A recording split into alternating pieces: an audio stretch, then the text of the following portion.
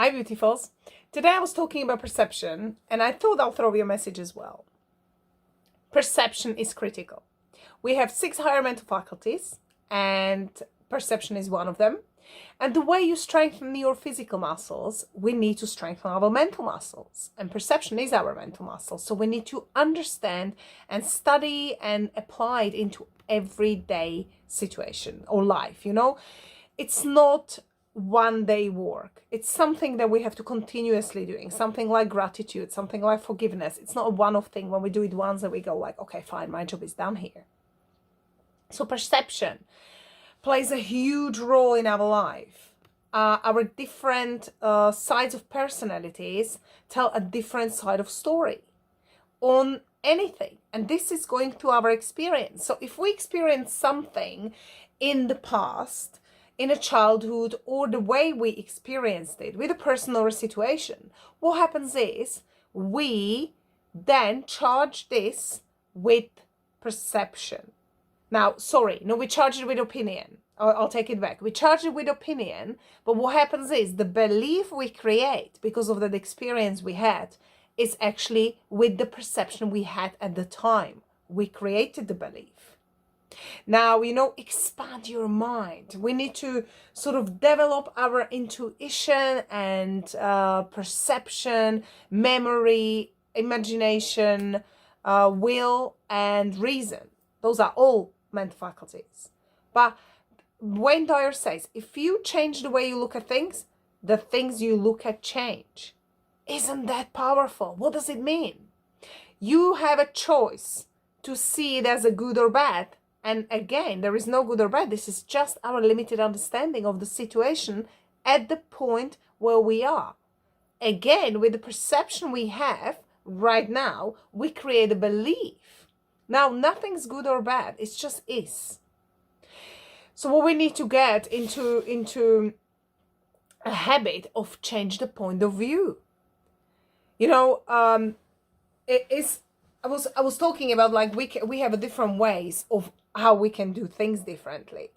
Now find 3 to 5 different ways how you can get into your house. Find the 3 to 5 different ways how you can improve your services.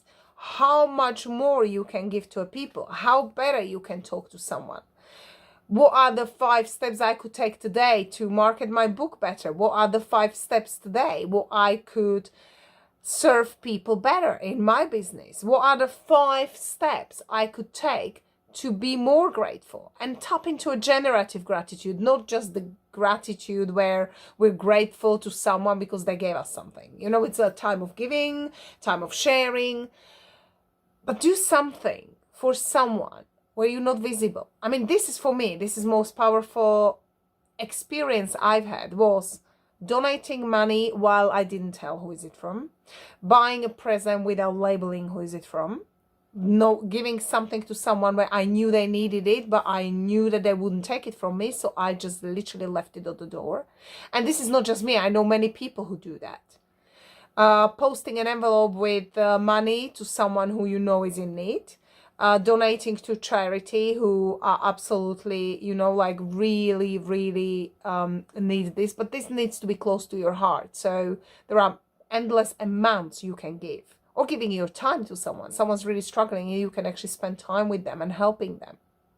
And, nothing is bad unless we label it. And I remember Joshua playing tennis and the ball came somewhere close to I'm not very tennis professional, but literally it came somewhere on the line and, the parents, obviously, these other children, their children playing. So it's a win or a lose. So that actually, whether it's in or out, is depending on who wins. And, the referee said, nothing, it's in or out. It's not a point until I call it. This is your choice to call it good or bad. This is us labeling things. How about just changing a point of view and seeing it? We do not know other people's story. If somebody's actually not behaving the way you would love them to be, or you don't feel love, or you don't feel attention you desire, it's just because we need to do our inner work. Because if you're in a state of total happiness, peace, love, joy, sending love to everyone, you don't need approval. And this is again when Dyer talks about it. It's like, do things in a way where you don't need criticism, but you don't need approval. You're just happy to do it the way you are because it fulfills you. You're doing it because the passion in your heart tells you that's the right thing to do, and you connected with your inner power. You connected with yourself. And this is, perception is critical. Always change the way you look at things. How do successful people do things? How would the person who is happy, healthy, wealthy do the things?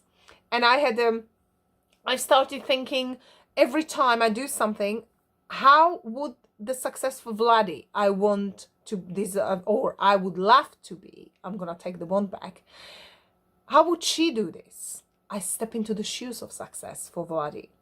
And success determine what is success to you.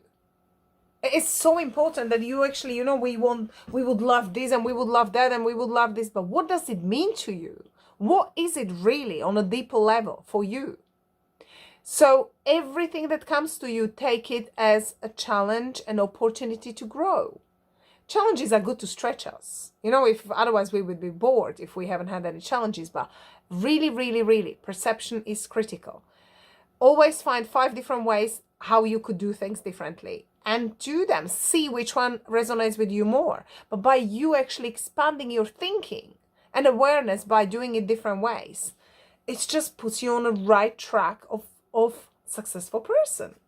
And I know it's a little bit longer message, but I will see you tomorrow.